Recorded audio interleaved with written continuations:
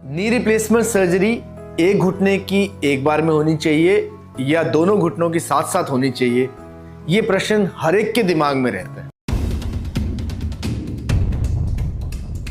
आमतौर पे हमारे पास जब भी पेशेंट आते हैं उनकी स्टेज ऐसी हो चुकी होती है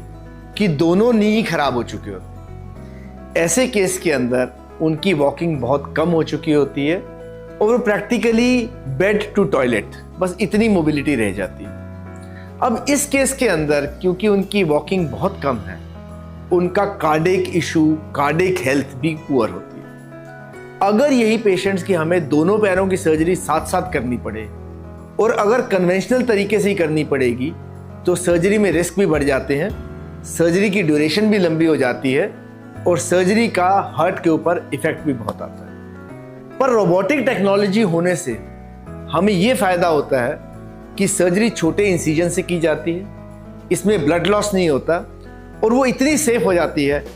कि हम आम तौर पे बहुत इजीली 1 घंटे के अंदर, 1.5 घंटे के अंदर हम दोनों नी रिप्लेसमेंट सर्जरी साथ साथ में कंडक्ट कर सकते हैं। इसका एडवांटेज होता है कि दूसरे दिन पेशेंट खड़े होकर चल पड़ते हैं, उनको दोनों पैर जो टेढ़े होते हैं दोनों सीधे हो जाते हैं और दोनों पैरों पे बराबर वजन डलने से दोनों जॉइंट्स कई साल तक उनका साथ देते थे। इसलिए अगर दोनों घुटने खराब हैं और दोनों नी रिप्लेसमेंट की ज़रूरत है तो रोबोटिक टेक्नोलॉजी से दोनों नी रिप्लेसमेंट करना ज़्यादा सेफ ऑल्टरनेट है।